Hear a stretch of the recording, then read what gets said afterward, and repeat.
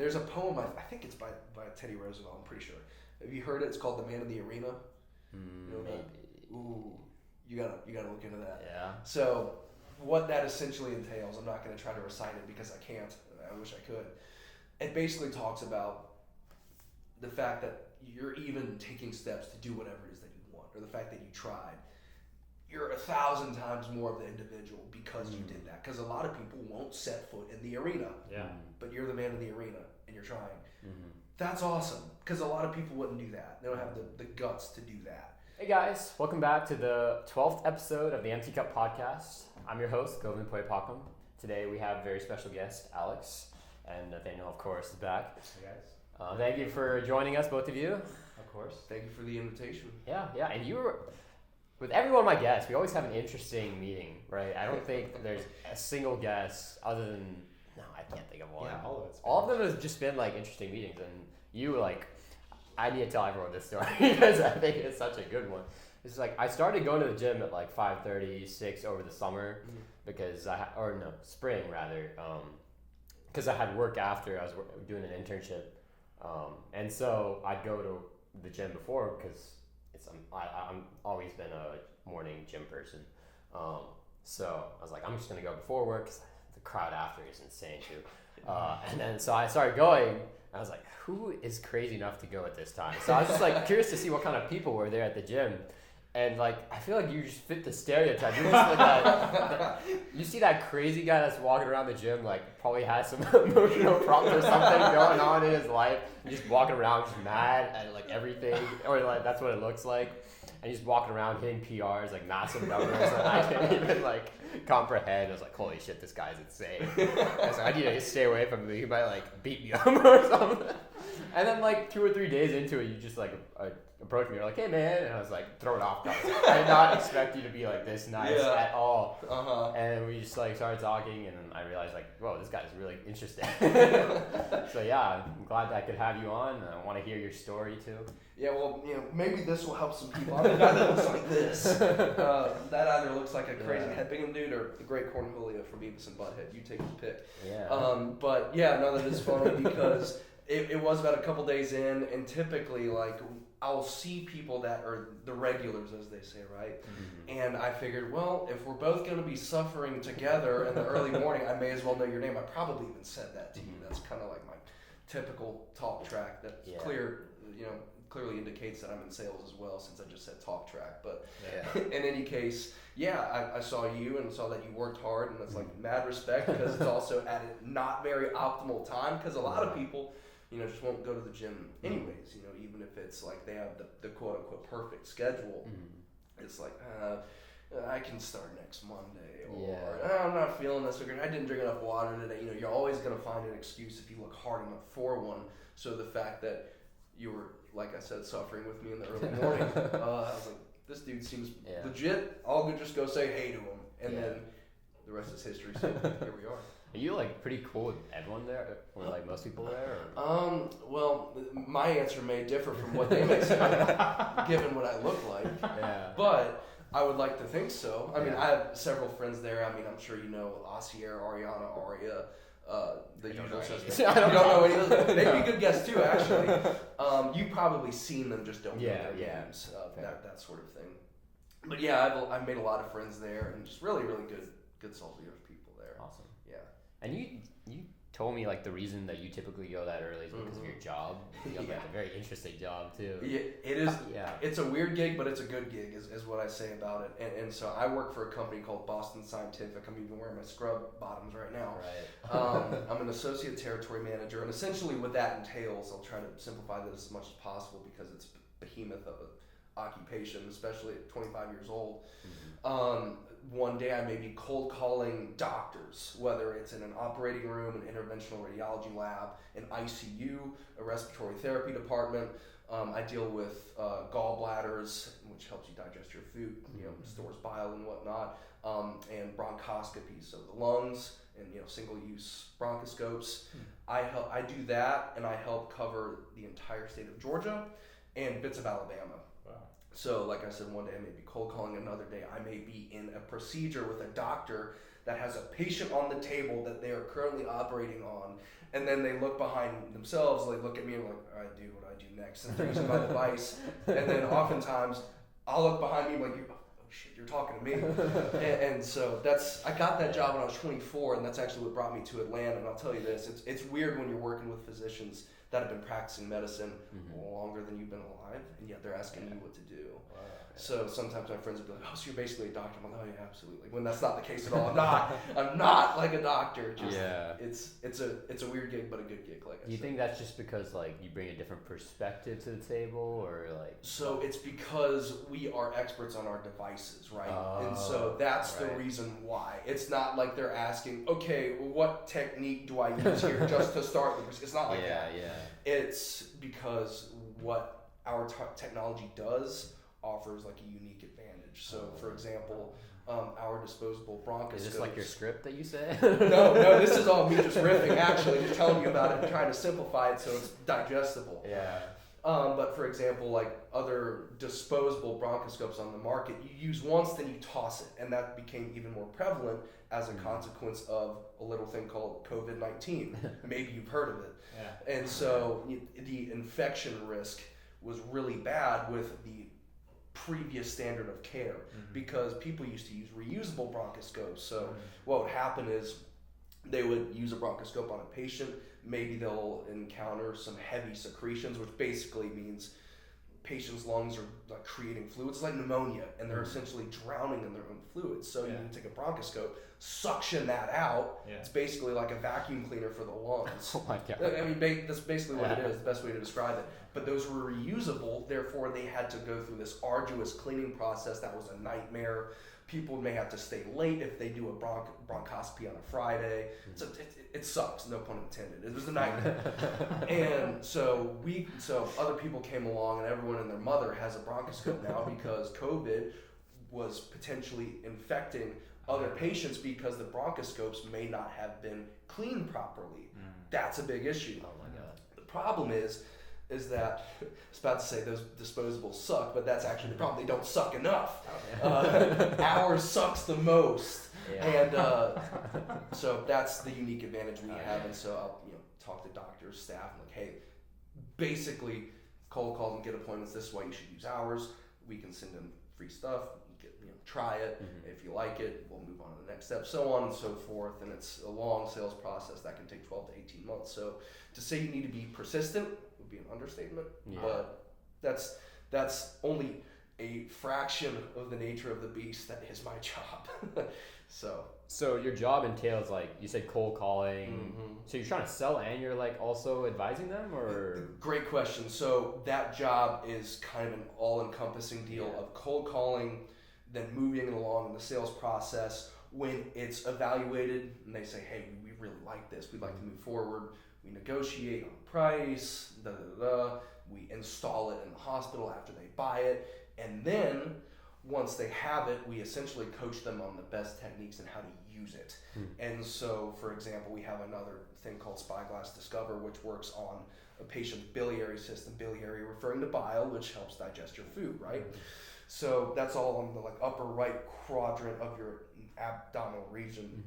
And so we have a device that helps get those stones out. And so I'd be with physicians and say like, okay, when we're in a case, that's a big stone, you can do X, Y, and Z to handle it and get it out of the patient. So we help coach them use our technology, the most efficient ways to do it, make sure the equipment is set up properly, so on and so forth, and guide them throughout the case when using our stuff.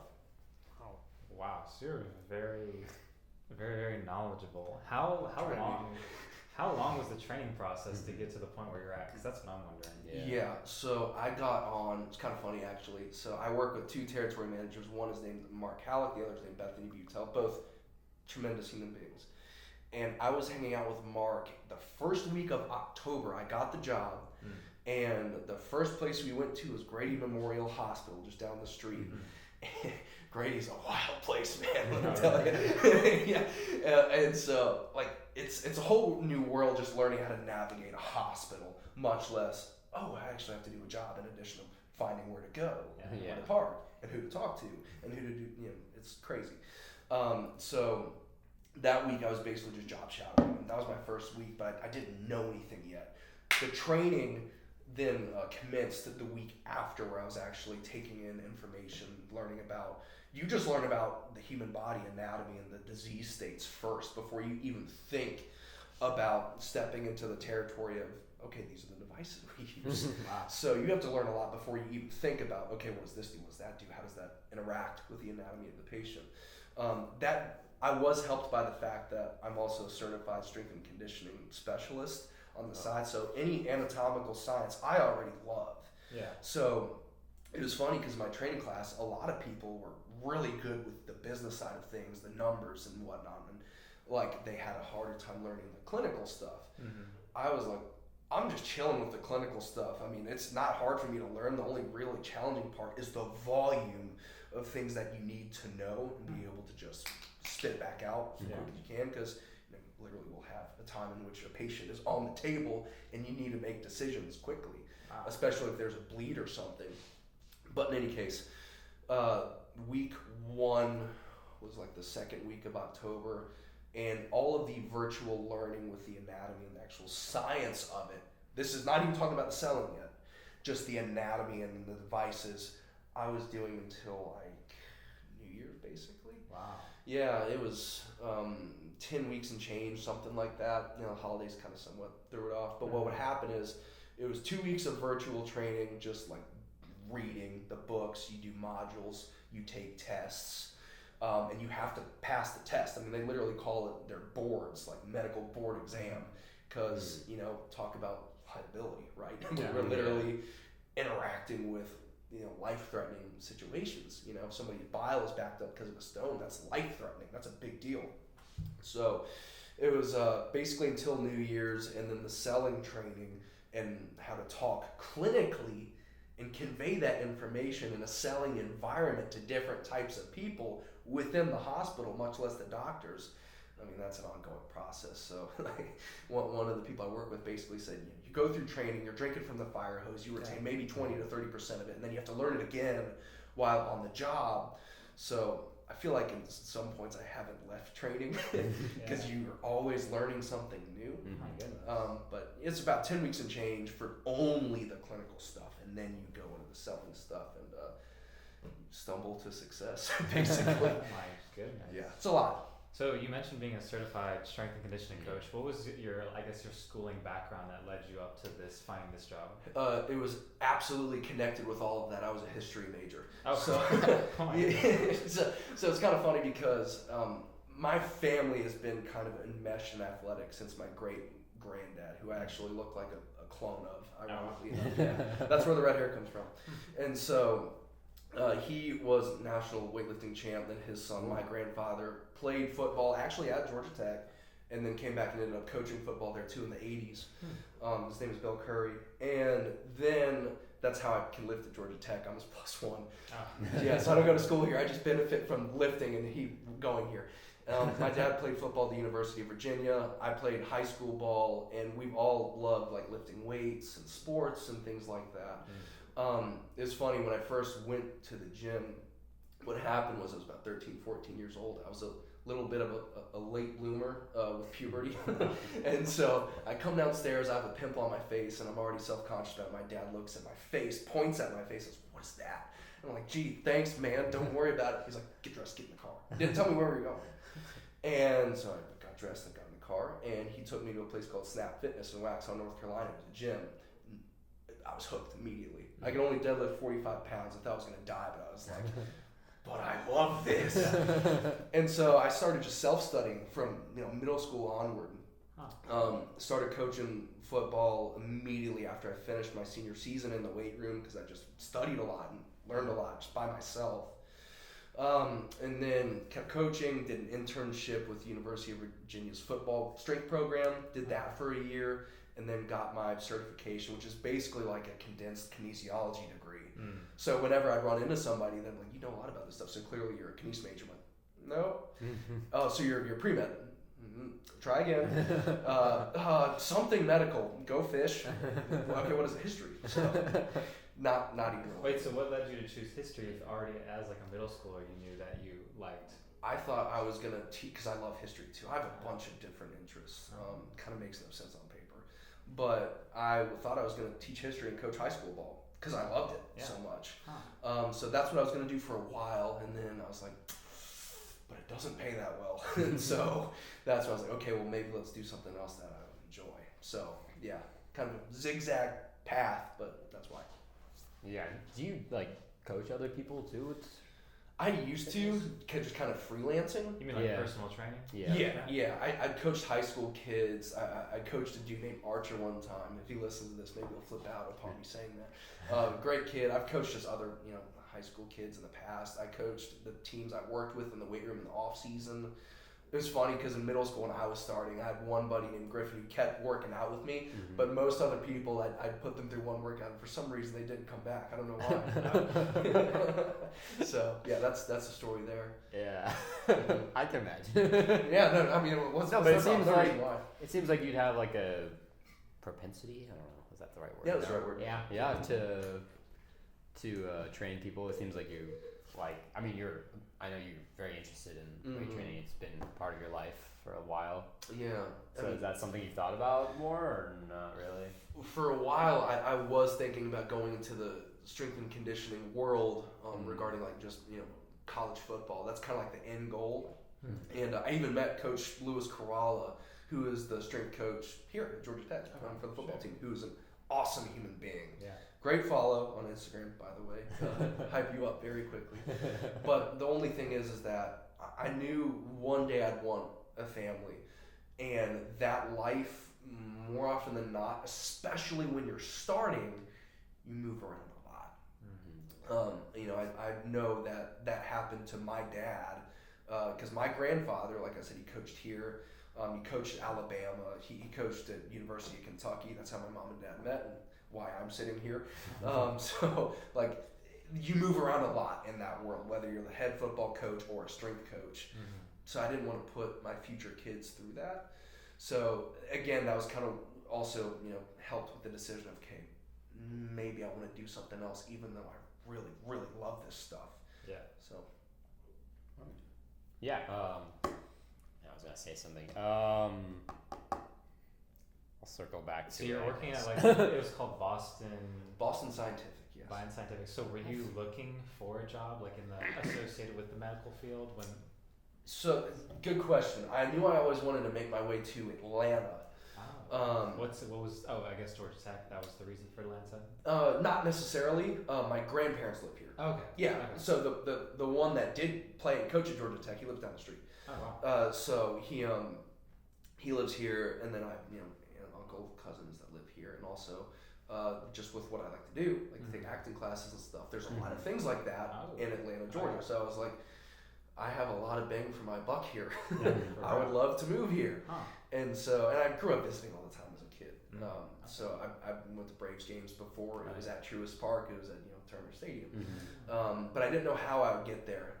I have family and friends that work for Boston Scientific, so I don't know life without knowing of that company.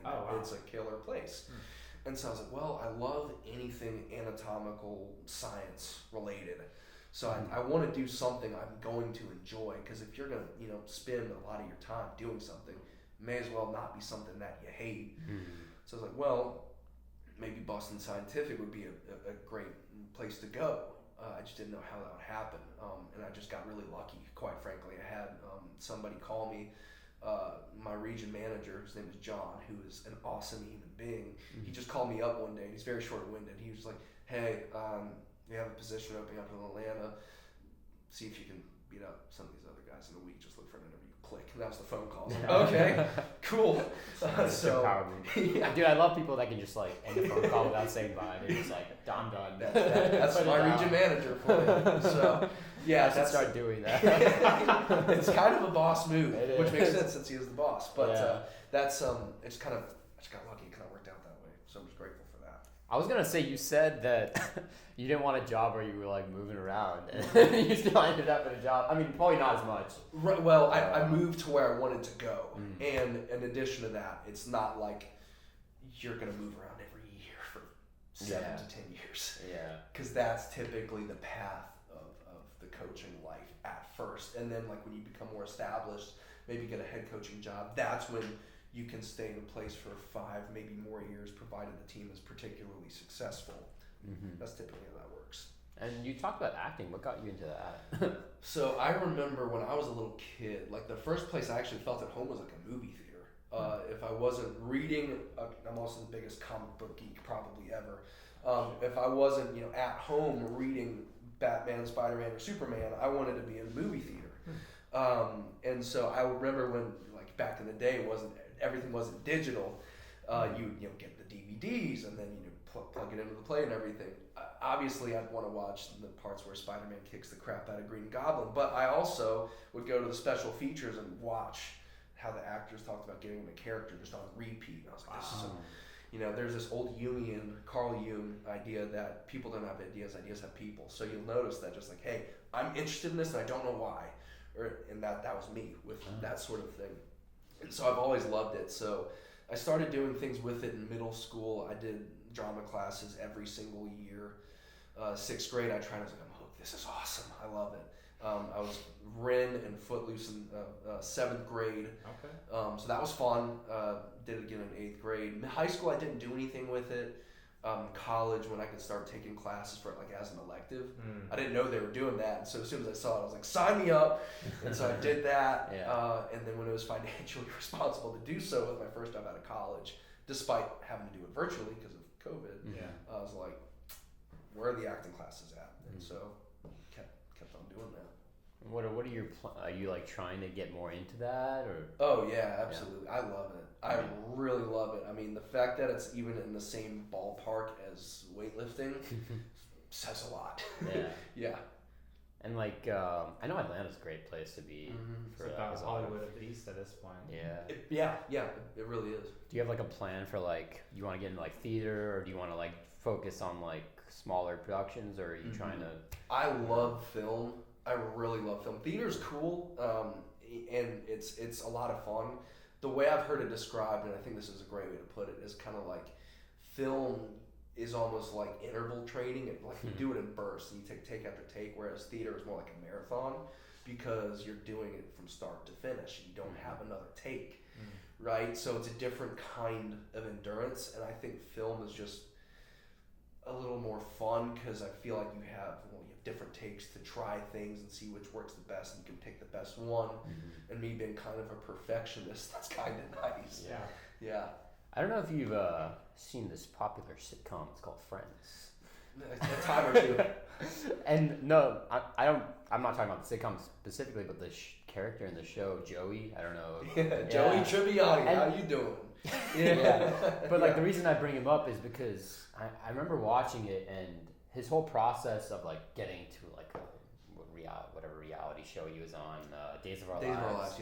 Like his whole process was doing like these like theater shows, and then eventually he'd like get in the newspaper. Obviously, I don't know who reads the newspaper anymore, but it was big back in the 90s or early 2000s when that show was out, and then eventually he got his first gig.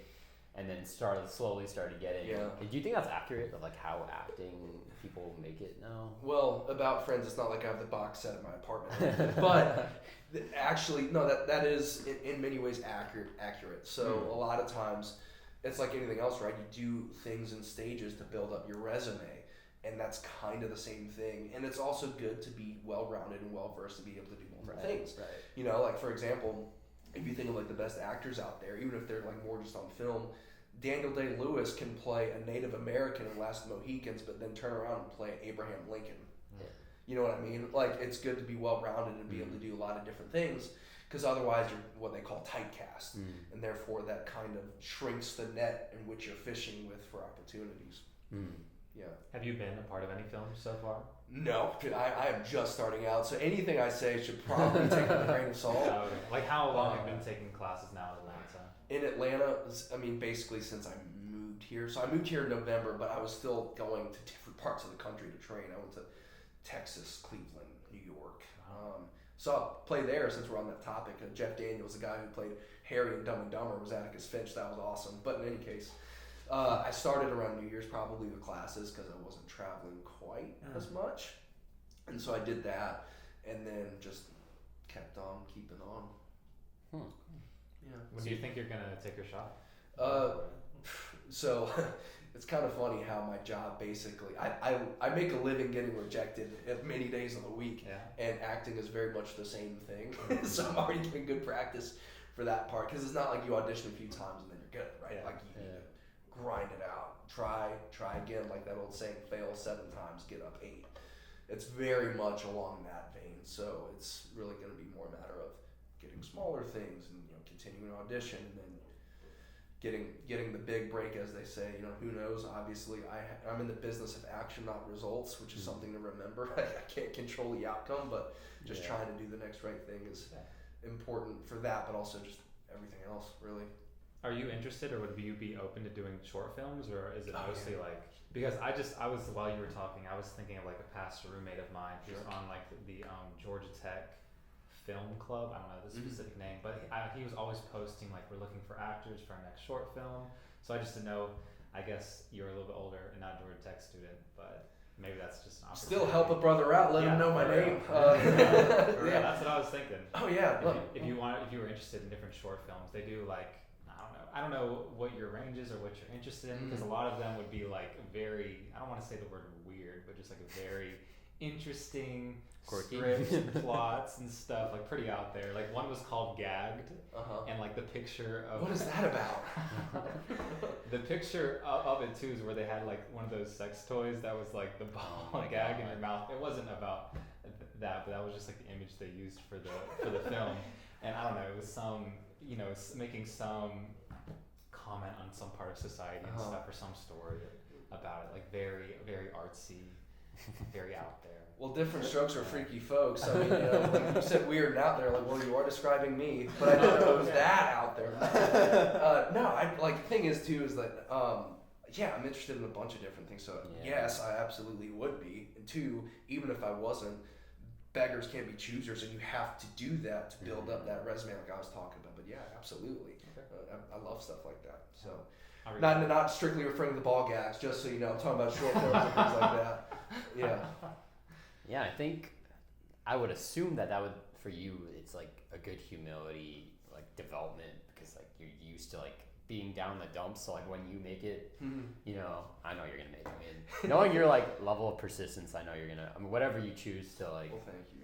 I don't know. That is my question though. Like, what like you seem to have a lot of interest. Like, where do you see yourself end game? Like end game. Oh god. Well, if I could snap my fingers and have what I want as that end game right now, I would love to do that for a living. Like, be an actor for a living? 100%. Yeah, I love it. Like I love it. And so even more than strength and conditioning.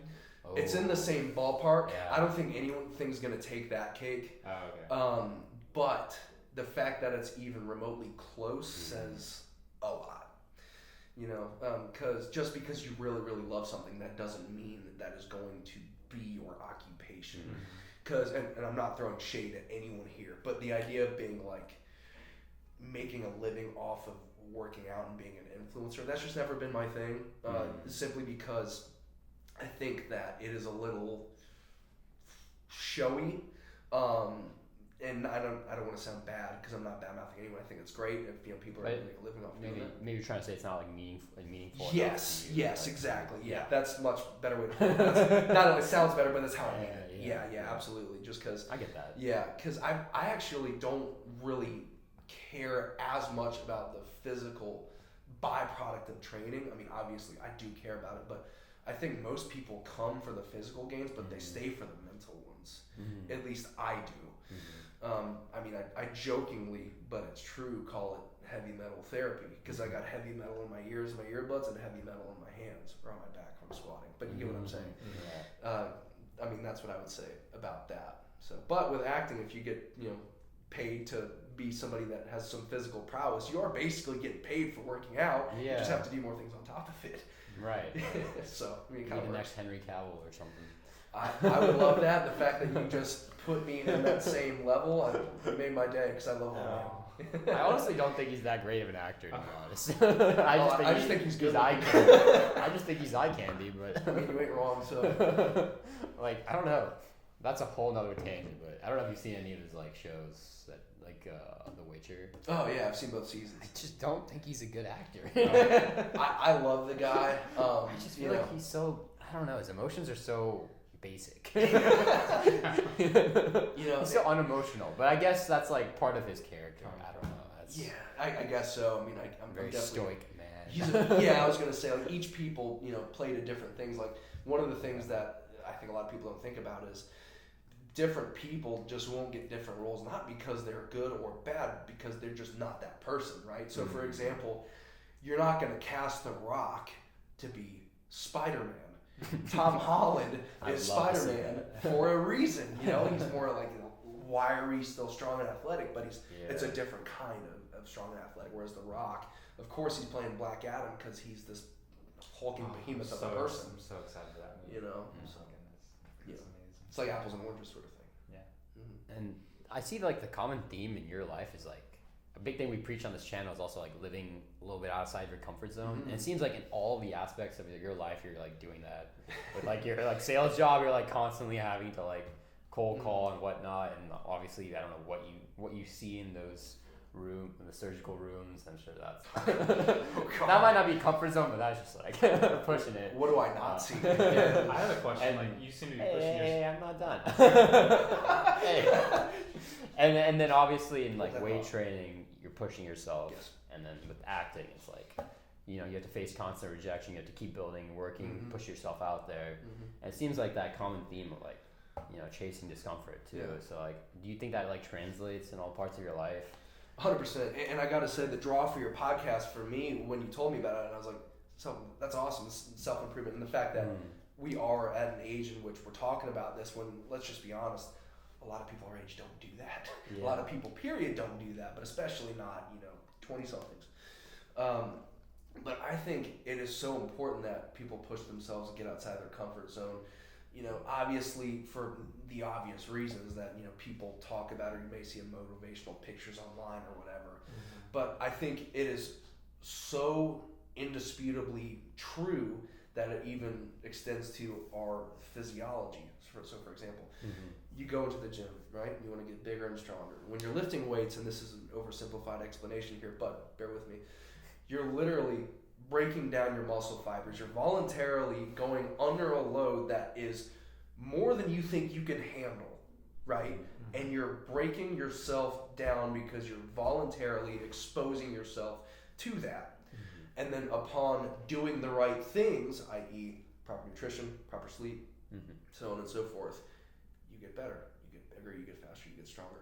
Life's the same way. So on some level, it does extend to everything else, in my opinion. Now, I will provide a caveat to my own argument by saying that even though it does extend to everything else, that doesn't mean that's going to solve all your problems. And that's something that I've had to learn the very hard way, because when you try to solve all your problems by just hammering out physical activity, or hammering out cold calling, or hammering out anything, and a method where you're just being intense and you're driving, every problem starts to look like a nail. And that's not an optimal strategy for success. If you're going to build a nice house that is your life, you're going to need more tools than just a hammer in your tool belt. This is the way I think of it. Interesting. Yeah. And man, I keep having thoughts and then they escape because I'm listening. I know I'm a little long-winded, so that doesn't help. No, that was great. No, that was really good. We love that here. I was gonna say that, especially with like chasing discomfort, I could see that definitely in you, especially like kind of having its way in the rest of your life. Like just even like the way you approach me and like just talking to like strangers too. Like that has an effect on the rest of your life because you're like building up those confidence points almost. Yeah. And I think that's awesome. Like well, to do that for a living too. Yeah. Well, it's funny because thank you, but on top of that, like. I mean, I was not always that guy. Like, I mean, just full disclosure. Most people aren't. Yeah.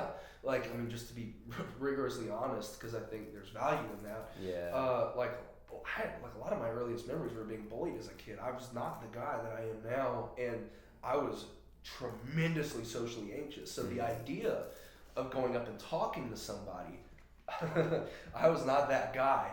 If you were to tell me, hey, go do that when I was 15, hell, when I was, I would even say 21, I'd be like, well, where are we we going to be at? Where you tell me to do that? Are we doing that at a bar? Because no, thank you. If we're doing that at a gym, maybe, because that's more like my, I'm a little more comfortable in that space. I mean, to the point which I've done cognitive behavioral therapy about that to get over that. I was not that guy, and now I do that for a living. So, it does work if you work it, but you have to work it. Mm-hmm. That was my question. Was there a period, because obviously you're very outgoing, very much like pushing forward and trying to grow. Was there like a period of your life that you can remember where, like, if you want to call it like a lull, where you're very much just like not living in the type, like, to the level that you could be, and that like you have like memories or experiences that you can draw from that? A lot of times, like, it's like in my case, like I remember times where like I wasn't doing much, I wasn't pushing myself, and those were like pretty bad periods. I'm like, okay, Nathanael, you don't want to fall back into that, so you need to keep pushing forward. Yeah. So I guess that's the first part. And the second part, like, was there something like at what point like got you into the groove, got you moving, got you to a point where you wanted to change? Yeah, boy, do I. Yeah. So I've been through a decent amount of stuff. I've been through some good times, and I've been through some really, really low times. Yeah. Just to be completely transparent, like going back to the bullying thing, I didn't have a proclivity for anything athletically related whatsoever. And just given certain things in my life, I felt like, well, that's what I have to do to get approval, to get whatever. And I started developing a rigorous work ethic when I was like 8 years old, like really, really young. So that was a piece of it. The only problem is that a lot of that work ethic was being fueled by resentment. That doesn't work so well. So that eventually caused things to be a big issue when I was around the age of 21. Just to be, give you the too long didn't read version, because I could go down a rabbit hole of this. My life imploded. And I didn't just do things that like, this is not so great, maybe I should be pushing myself more. Like, I was doing things that I just flat out should not have been doing, and was negatively affecting people I love and care about. So that was an issue. But eventually, with some outside help, I was realizing, okay, maybe my previous methods of living aren't optimal for success. And so with some wise counsel of people much smarter than me, I was able to get out of that. And then start looking outside of myself. I wasn't self-seeking as much. I was trying to find an interest in fellow people.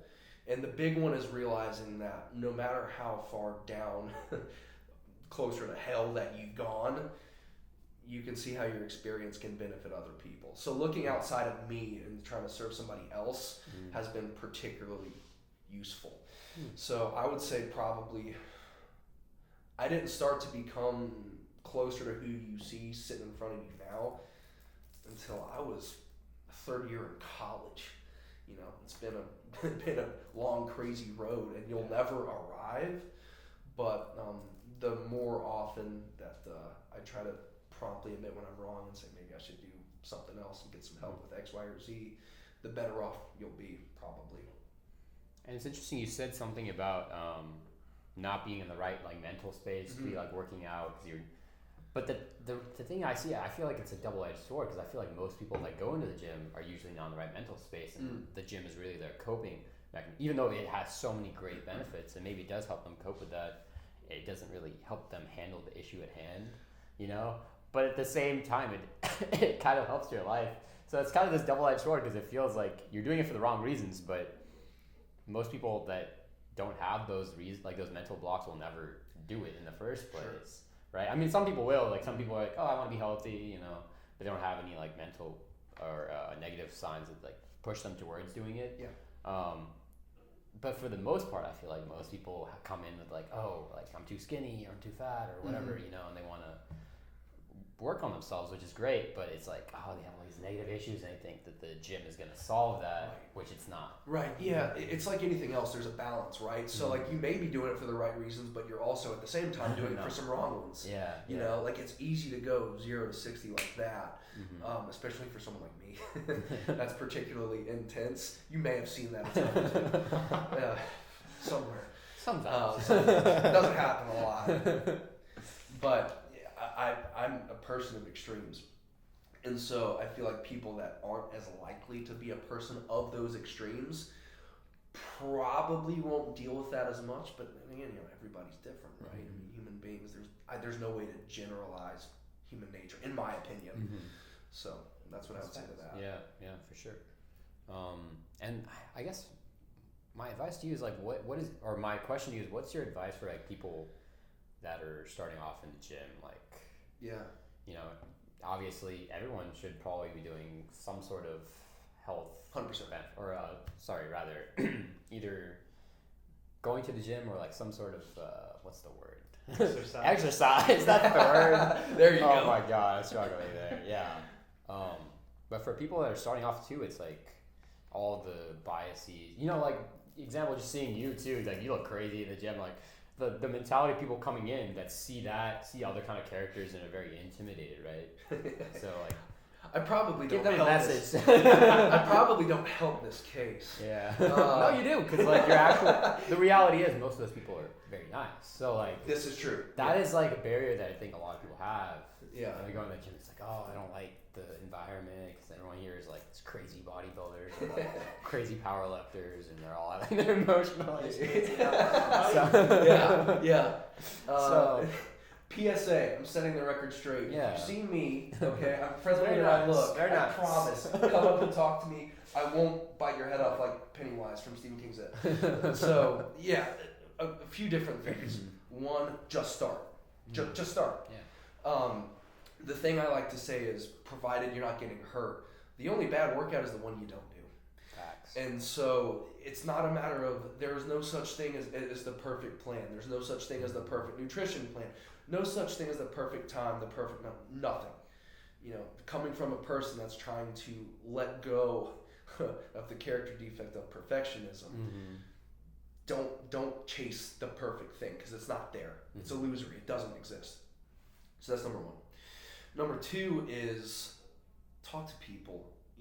Like look for outside help from some people that may know something that you don't, and that's not putting anyone down. It's just you got to start somewhere. You may not know, and that's okay. There's nothing wrong with that. There's a time in which I didn't know anything, but look where I am now. I've made some progress. Still have a long way to go, but I kind of know what I'm doing now just because I've tried again and again and again. I've talked to people that know a heck of a lot more than I do, and I know I'll talk to even more people than what I know now. So that's number two. Number three, don't get bogged down by everything you see online, because you'll see somebody saying this is good and this sucks, and the next person you'll see says this is good, that sucks, and like no. Let all that go.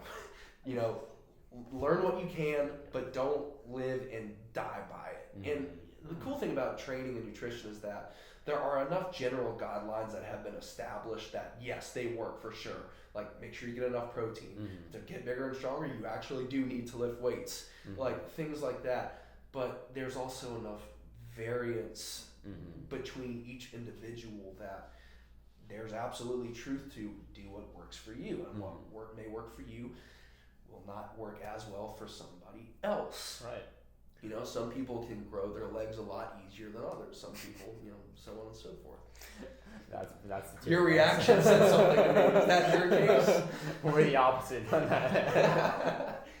But I was gonna ask you, did you like start off on like the skinnier end, the fatter end, or were you like more normal? Like I'm just curious. Yeah, I was. There was no doubt that I was down with the fitness. I was a chubby kid, and that definitely led to some internal negative self-talk as well, which very much was also like, well, I want to do these things to get rid of that. Like I talked about comic books earlier. Like that was my first like, oh man, I love this thing. That was like my first real thing that I loved, like that, movies.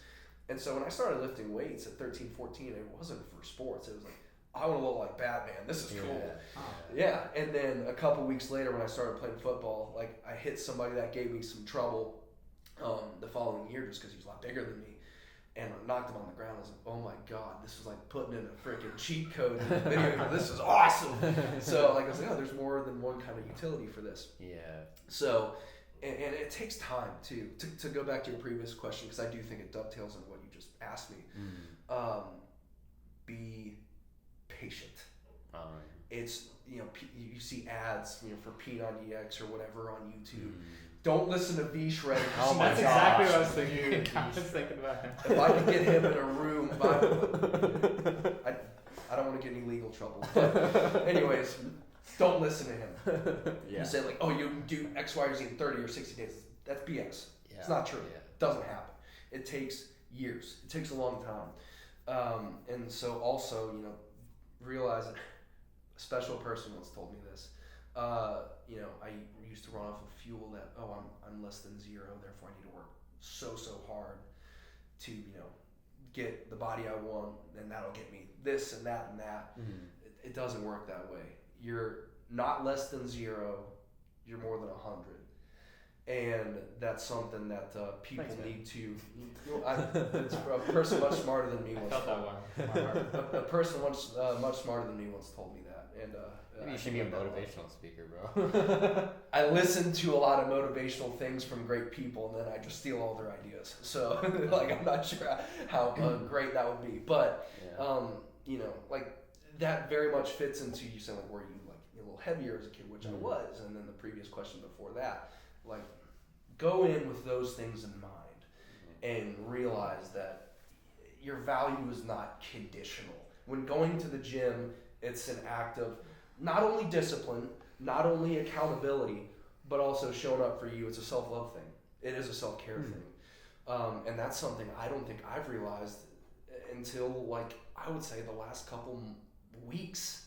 Yeah. And so again, you'll never arrive. You'll always be learning. You'll always be progressing, provided you're doing to the best of your ability, because we all fail, we all mess up, and you're not going to get it perfect all the time. Do your best to try to do the next right thing in front of you. That's hard. It's tough because it's easy to project and what about tomorrow? What about next month? What about next year?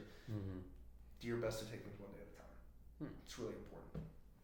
I love that. And something you said earlier was that there's obviously moments or time periods in your life where you're things aren't it's not a linear progression, right? It's you're stagnant. No, it is not. And it's definitely a thing you see in the gym, right? There's always plateaus. So if it's your diet or your training or whatever, right? And I think that translates to your life. It translates to career, your hobbies, everything, right? And what's your advice to people that are in plateaus though? Yeah, well, plateaus along Speaking what as a context? person Talking about training or life?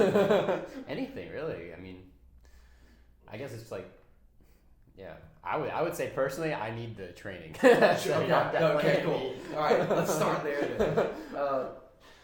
What I would say is, just because you're facing a plateau doesn't mean you have to reinvent the wheel. Okay. Sometimes it's a matter of, do I need to make a minor adjustment, but not throwing out the baby with the bathwater, right? Maybe you just need to up your calorie intake, or maybe you've been doing hypertrophy for a long time, which is reps, sets with rep ranges of say 6 to 12, generally. Maybe you need to do some strength work so that you get stronger, and therefore over time you'll be able to move more weight at a higher volume. Therefore, you encourage more hypertrophy. It's taking some variables and saying what adjustments can I make that are more conducive for my goals. Because other people have different goals too. Some people don't want to be huge; they want to be shredded. Although there's just great utility period of getting more muscle no matter what your goals are, but I won't go down that rabbit hole. I would say it's things like that, and the same applies to life. What am I doing that is profoundly stupid that if I could fix that would be better for me. It's the same thing. I think life is laden with so many metaphors regarding your activities that you enjoy doing. This podcast, for example, it's like anything. It's if you want to get good at it, it's practice. Life, if you're going for a job interview, maybe you want to practice interviewing. It's the same thing for so many different mediums of whatever it is you're trying to accomplish, is what I think. Yeah, we always say get your reps in with these podcasts. Yes. Like he was saying, we've said it multiple times in the podcast, is so many podcasts don't make it past that second mark, make it past that 20 mark. And so just to get past those two marks, it's we're in the top 0.010. It's a great way to put it. Get your reps in. Yeah, absolutely. Obviously, that doesn't mean that you're gonna be successful with it, but I feel I'm thinking, yeah, I'm gonna be successful with it. So as long as I keep consistency, keep trying to improve with every episode, it's like, okay, well, I'm gonna be successful. And that's all you can do anyways, right? Like, are your chances of being successful better with you doing that or stopping? Well, chances are they're better with you actually doing it. So that makes total sense. Get your reps in is a perfect way to put it. Yeah, that's my motto forever. It's great. What's your diet like right now? Diet is very routine. I'm a person that likes routine. I make sure that I get enough protein, carbs, vegetables, things like that. Like grilled chicken and broccoli and fruit for lunch. I do night breakfast like every night. Although it's eggs, oatmeal, things like that. Some healthy fats. That acronym KISS, keep it simple, stupid. Yeah. Keep it simple. That's what I do. Just keep it simple, because simple is more sustainable. The more sustainable it is, the more likely that you're going to succeed at it, because you're not going to do it for a weekend like this sucks and throw it out. Like, if you can do it consistently because it's easy, that's the way to go. Yeah, I definitely feel like the biggest problem people have is eating the same thing, like especially if it's like the same thing every day. That's not a lot of people can do that. No. I think you do that to a certain extent too. Although I'm switching a few things up recently. I went grocery shopping earlier and got some new stuff. That's a level of discipline that I don't think a lot of people have. Yeah. The same thing every day. It helps if you can tolerate that, because it isn't as fun. I mean, that is true. I'll tell you that right now. It does help. But I was also not always, there was a time in which, grilled chicken again. I'm sure you have days like that, but you still get past it is the bigger. Well, I will tell you this. Or not. Something that helps is when I'm traveling for work and I'm elsewhere and I'm spending the night, like, Texas Roadhouse, a nice steak it is for dinner, because I don't have to pay for it. Even like being on the road, how does that work out? Do you just meal prep everything, or? No, so it's nice because I am able to expense that since I'm on the road. So it's like Chipotle lunch it is. Chipotle. I think so. Double meat? Why, thank you. I think I will. Yeah. So that helps. Yeah. So you don't really have to focus too much about the meal prepping stuff, which simplifies. Yeah, I mean, I'll meal prep on Sundays if I know I'm gonna be, local. But if I know I'm gonna be in Nashville or Boston or wherever, like, I'll be like, okay, I don't have to do that because I won't be here. So depends. Yeah. So with your job, like, obviously I think it's something that, like, in your 20s, it's nice to be traveling, whether it's like traveling around the country or living abroad or whatever. Like, even I kind of want to do that. But I guess does it feel like something that you see yourself doing for a while? Like, do you look at your job right now and think like, oh, I could do this for a while, or is it like, this is a great gig, but like, I have the intention of moving elsewhere? Sure. Yeah. I mean, that's a great question. Because I'm sure it's like pretty taxing too, driving all the time. And it is. Yeah. When I do my best to work very hard, and so getting up before 5 a.m., working out, and then some days I'll be cold calling in Alabama, or one day I'll get up, work out early, and then I have to be in an interventional radiology case when there's a patient at the table at 8 o'clock in the morning. One time I was wearing my lifters in a case, which is kind of hilarious, but it's not the point. It does add up, and I haven't been in this job long. I've been in the field since New Year's. And the way our company is ran is that typically people aren't reps forever. That's kind of like the entry level, and you prove yourself there, and then you do other positions in which you'll still move around the country. You still will have to travel, but you're not going out and about, and it's as crazy per se as, say, the life of a rep. Now, I will also say that is greatly dependent upon the territory in which you're operating in. So, for example, since I have all of Georgia and a little bit of Alabama, that's big territory. Some people, they're in New York and they're in the car for a while, but it's because of traffic. They're not going that far. Therefore, unless we have like a company meeting in which we have to go to Boston or Florida or wherever, they don't travel as much, So it kind of depends. Do I see myself doing it forever? I don't know. And that's something I've just kind of been trying to again, try to do the next right thing in front of me, sort of thing. Yeah. Interesting. Yeah. I mean, obviously, so there's like a level of succession in your job right now. Yeah. What is it? I think there's another word for it. Progression. Ladder, hierarchy. No, never mind. None of these words are in.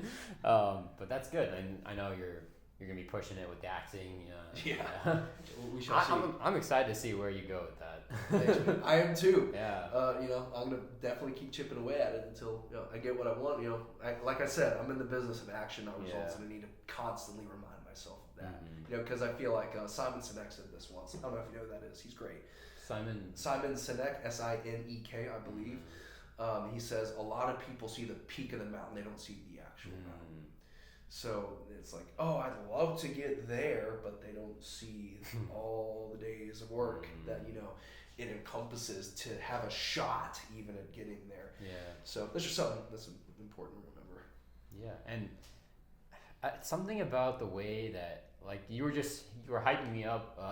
You were telling me like, oh, you have a propensity for like being a podcaster, and I was like, the Podfather. I call no, like I'd never like genuinely heard anyone say that up to that point. I was like, wow, that felt really good.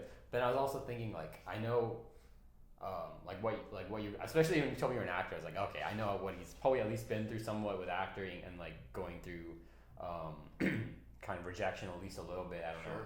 Hopefully not. But, so you know what it's like, and I really love that you're like very supportive and especially very open-minded. And I think those are like two of your best qualities. Thank you. I appreciate that. Other than your charisma, endless charisma. Take the damn compliment. Thank you. There's a I poem. love that. Thank you. There's a poem. I think it's by Teddy Roosevelt. I'm pretty sure. Have you heard it? It's called "The Man in the Arena." Maybe. Ooh, you gotta look into that. Yeah. So, what that essentially entails, I'm not gonna try to recite it because I can't. I wish I could. It basically talks about the fact that you're even taking steps to do whatever it is that you want, or the fact that you tried. You're 1,000 times more of the individual because you did that. Because a lot of people won't set foot in the arena. Yeah. But you're the man in the arena, and you're trying. That's awesome. Because a lot of people wouldn't do that. They don't have the guts to do that. And so that's just something that's really important to remember. And I don't blow smoke. I grew up very much with that sort of mentality. Yeah. And other people saying that to me. So you just flip the switch, like. Just gonna be honest with you. If I didn't think it was that great, I just wouldn't say anything. Okay. So the fact that I say it means that I mean it. Okay. I say what I mean what I say. So there you go.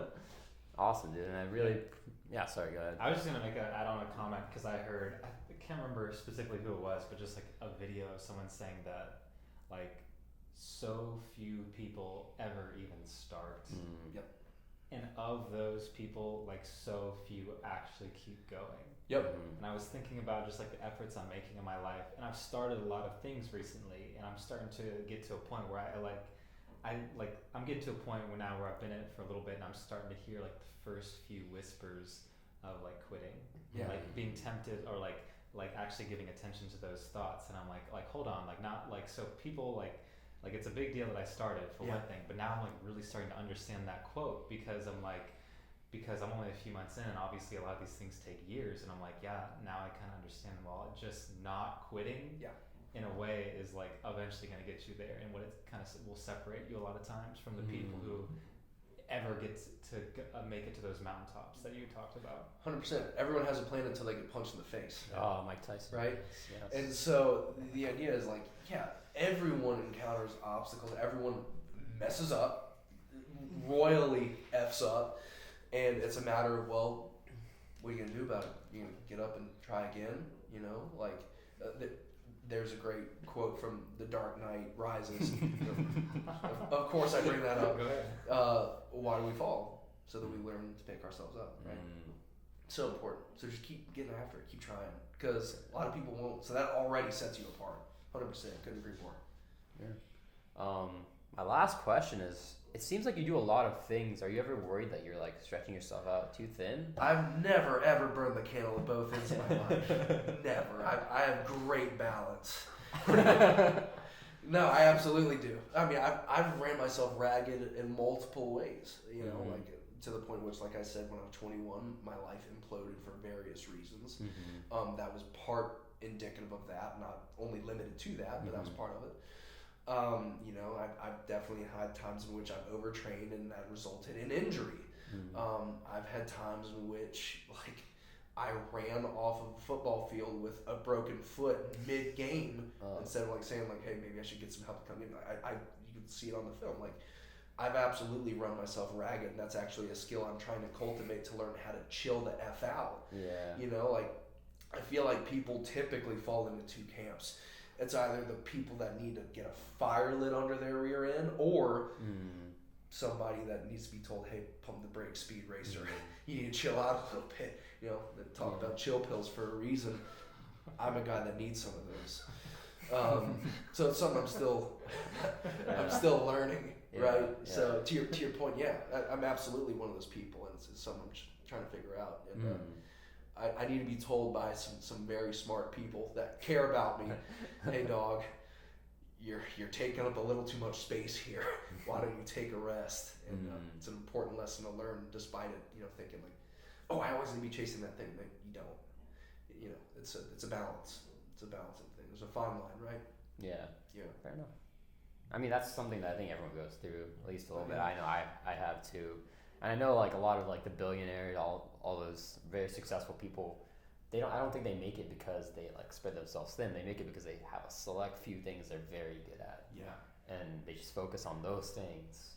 That's why they're successful, the best at what they do. That's one of Jordan Peterson's rules of focus on one thing and single-mindedly work on it and see what happens. And yeah, that's a great rule to follow because a lot of people just don't work hard. So if you work hard at a thing that you really care about, and that's not just limited to one, you can do that with multiple things, it's going to be well-rounded. But the point I'm trying to make is the following.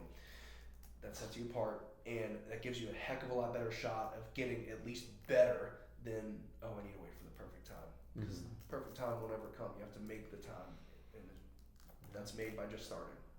Facts.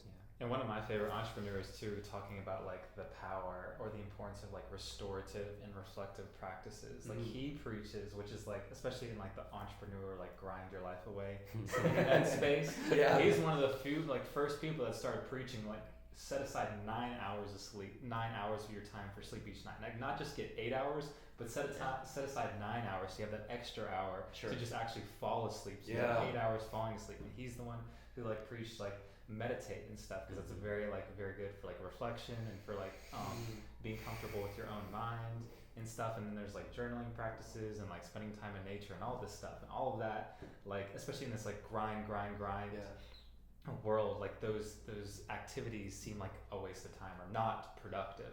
But in a way they honestly like they have so many benefits long term, because if you're always going and like nothing sticks and you're burning out and hurting yourself, like you're ultimately not making enough progress. Is if you're like going about it in a healthy way where like you're absorbing like your like the environment that you're in and the knowledge and stuff, and like your body is healthy along the way, and you're able to like not just like you said, like you made points earlier, like being able to do these things within like a healthy mindset, a healthy framework. And that absolutely requires you to like reflect on your own thoughts, feelings, and emotions, and think about like the way that you're doing it and take time to heal. And who's the entrepreneur that said that? His name is Aman Ghazi. I feel like I've heard that name. I know. I thought you already knew who I was talking about. I thought it was Hamza. Oh well, he's the one who. They all say that. I guess same stuff. I love Aman Ghazi. I'm like one of his disciples. Yeah, no, like the advice, as much as I love him, of Arnold Schwarzenegger, sleep fast, you only need 6 hours. That doesn't work as well, unfortunately, much to my dismay. But coming from that guy's a machine. Literally, he was a machine. Getting the Terminator, come on. Yeah, exactly. What has he not done, bro? Yeah, he's a freak. But no, I mean, it's like everything's a balance, right? So to your point, it's so important. And you know, being on the flip side of that, knowing like, I mean, when I was an intern, I got 4 hours of sleep a night for a year. That's not good for you. You know, my schedule was, I would wake up at 3:50 in the morning, be in there by 4:45, be in there till 9 or 10, depending on when my classes started. Go to class, work out myself, and then go to class again, and then do my, you know, homework, assignments, whatever. Go to bed around 11 or midnight, do the same thing over and over again for a year. point I'm trying to make is this: don't do that. Everything's a balance, like you said, and that's something that I think a lot of people don't talk about, on social media. It's like, oh, I'm doing this, or I'm having this vacation, or oh, we out here working, or whatever. Yeah. Clearly, I don't have any contempt for terminology like that. Don't compare your behind the scenes to other people's highlight reel, right? And balance is needed. They're not talking about like, hey man, I didn't feel like doing this today, and this sucked, but I did it. Now I'm gonna go sleep. Like it doesn't get as many likes or whatever. You're absolutely right. It's a balance, and you have to make sure that you're approaching things from a healthy space. You're 100% right. That's a good message for this podcast. Yeah. I'm glad. I honestly didn't even realize that's the direction we were going to take, but I love that we ended up here. Perfect. Great. And I'd like to thank you guys for being with us today. It's been a really good episode. And thanks for being with us, too. If you guys are still there, drop a like, leave a comment for Alex. Tell him what a great person he is and how supportive he is. Maybe I'll believe it. Thank you. Go support him in all his acting endeavors. Willie Ridge Gym _57.